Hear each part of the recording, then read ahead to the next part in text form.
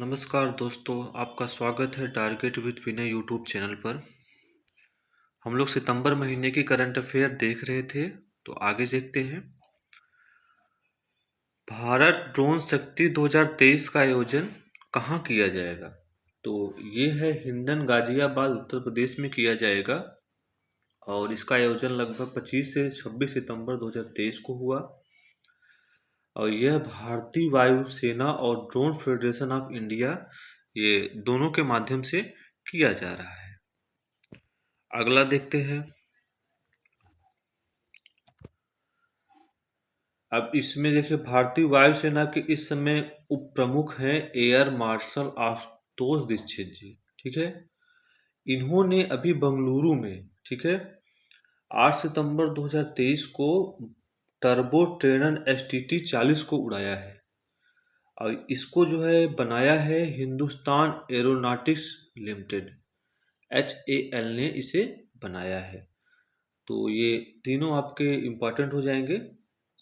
HAL ने बनाया है, तो बंगलुरु में आशुतोष दीक्षित जी ने HAL कंपनी के द्वारा निर्माण हुआ टर्बो ट्रेनर STT का 40 उड़ाया है। ठीक है, किसके द्वारा दायर जनहित याचिका के आधार पर शीर्ष न्यायालय द्वारा हिमालय क्षेत्र की वहन क्षमता का आकलन हेतु विशेषज्ञ पैनल के गठन का निर्देश दिया है? तो ये हैं पूर्व IPS अशोक राघव जी ने हिमालय क्षेत्र की वहन क्षमता के आकलन के विशेषज्ञ पैनल का गठन का निर्देश दिया है। ये सब अक्सर ग्लोबल वार्मिंग के कारण होता है। अगला क्वेश्चन, ये देखिए, ये सब इम्पोर्टेंट फैक्ट है, बस वन लाइनर है। G20 शिखर सम्मेलन में नटराज की प्रतिमा स्थापित की गई। भारत मंडपम नई दिल्ली में प्रगति मैदान में मूर्ति का ऊंचाई 28 फीट, वजन 19 टन और इसे बनाया गया है राधा कृष्ण स्थापित और उनकी टीम द्वारा बनाया गया। और ये पर्यटन मंत्रालय द्वारा इसका निर्माण किया गया और अनावरण किया गया पर्यटन मंत्री, और ये पर्यटन और संस्कृति और पूर्वोत्तर क्षेत्र मंत्री हैं जी किशन रेड्डी द्वारा। ठीक है,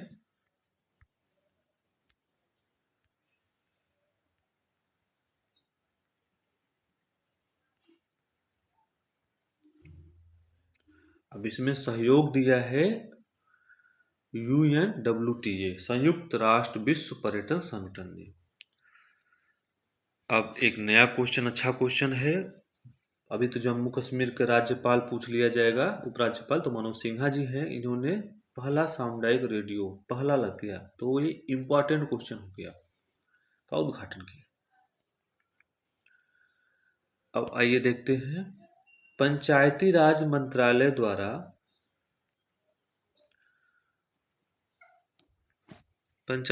मंत्रालय द्वारा कार्यशाला का आयोजन किया गया।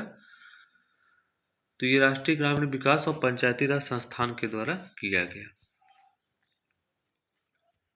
तो ये पंचायती राज संस्थान जो है हैदराबाद में है और IRDAI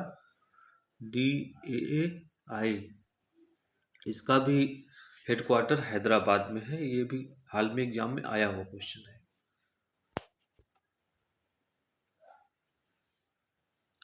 WHO के पारंपरिक चिकित्सा वैश्विक सम्मेलन जो कि पहला है, तो इम्पोर्टेंट हो गया।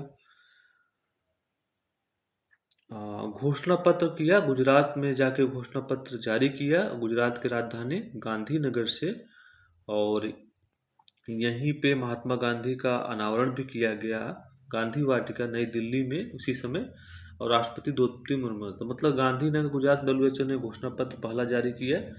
और दूसरा है कि गांधी वाटिका क्या है, ये 12 फीट ऊंची प्रतिमा है राष्ट्रपति महात्मा गांधी की, और इसका नई दिल्ली में अनावरण किया गया। ठीक है,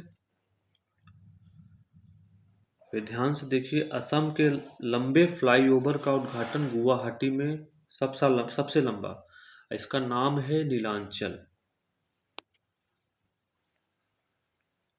अब ये देखिए, इंपॉर्टेंट क्वेश्चन कई एग्जाम में आ चुका है। तो कन्या सुमंगला योजना ये शुरू हुई थी 2019 से, सबसे पहले याद रखिए। इसकी वित्तीय वर्ष 24-25 से पहले राशि जो 15,000 थी उसको बढ़ा के 25,000 रुपये कर दिया गया है। सिंपल सा आप इतना याद रखिए, आपको सब फैक्ट इसमें क्लियर हो जाएंगी। ये महिलाओं से संबंधित, बच्चों से संबंधित योजना है शादी के लिए। किस राज्य ने गृह लक्ष्मी योजना की शुरुआत की? तो कर्नाटक ने। और इसके योजना में 2,000 रुपये महिला मुखिया को मिलेगा, ठीक है, और महीने पे मतलब मासिक मिलेगा, ठीक। एनसीईआरटी को डीम्ड विश्वविद्यालय का दर्जा दिया गया 1 सितंबर को। तो ये पूछा जा सकता है, एनसीईआरटी का फुल फॉर्म भी पूछा जा सकता है। तो वो है राष्ट्रीय शैक्षिक अनुसंधान प्रशिक्षण परिषद। G20 नामक क्विज प्रतियोगिता का आयोजन किसके द्वारा किया जाएगा? तो G20 सचिवालय और भारतीय नौसेना और नौसेना कल्याण संघ के द्वारा किया जाएगा। अब G20 थिंक में कितने चक्र होंगे? 2, राष्ट्रीय और अंतर्राष्ट्रीय।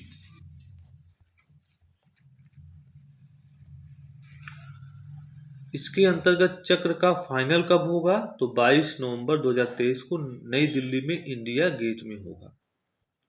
राष्ट्रीय चक्र का फाइनल कब आयोजित किया जाएगा? तो 18 नवंबर गेटवे ऑफ इंडिया मुंबई में भी होगा, ठीक है।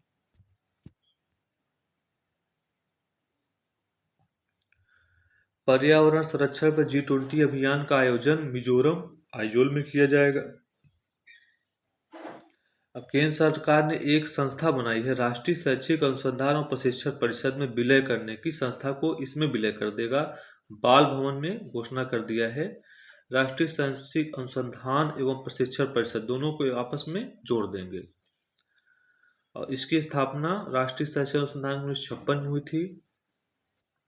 और ये एडॉप्ट टू हेरिटेज 2.0 प्रोग्राम के द्वारा प्रारंभ किया जाएगा। कॉर्पोरेट हितधारक के उद्देश्य समाज संरक्षण किया जाएगा, ताकि ये मतलब इसका फंड कॉर्पोरेट के द्वारा लिया जाएगा। और प्रथम संस्करण 2017 में लॉन्च किया गया था इसका। भारत के विरासत स्मारक को प्रदर्शित करने के लिए कौन सा ऐप लॉन्च किया गया? Indian heritage. तो आसान होगा आपको याद करना। एक और ऐप है ई परमिशन पोर्टल। यह फोटोग्राफी विकासात्मक परियोजना अनुमति प्राप्त करने के लिए स्मारकों पर ई परमिशन पोर्टल होगा। भारत में एएसआई के संरक्षण में कुल कितने स्मारक हैं? तो लगभग 3696 हैं। अंतर्राष्ट्रीय कपास सलाहकार समिति की 81वीं पूर्व बैठक आयोजित की जाएगी। कपास की बात कर रहा है तो पता है, कपास के कारखाना मुंबई महाराष्ट्र में, सूती अहमदाबाद में है, कपास का मुंबई में है, ठीक है। 2 से 5 दिसंबर 2023 में। इस बैठक की थीम क्या होगी? Cotton value chain local evasion for global prospective. इसको आपको एज इट याद करना पड़ेगा, ठीक है, याद रखिएगा। भूतपूर्व सैनिकों के लिए रोजगार सृजन हेतु महानिदेशक पुनर्वास के ने किसके साथ समझौता किया है? तो Jain pact India private limited के द्वारा। यह समझौता कहाँ किया गया? नई दिल्ली में। हरियाणा के मुख्यमंत्री की घोषणा के अनुसार करनाल में कार मुक्त दिन कब होगा? तो प्रत्येक मंगलवार को हरियाणा में कार मुक्त दिन होगा, ठीक है। ये ऐसा लिया गया है, ये पर्यावरण को समस्याओं से निपटने के लिए लिया गया है। चलिए अब अंतर्राष्ट्रीय खबर पर नज़र डालते हैं, तो नेक्स्ट पार्ट में करेंगे। तब तक के लिए लाइक शेयर सब्सक्राइब कर लीजिए। धन्यवाद।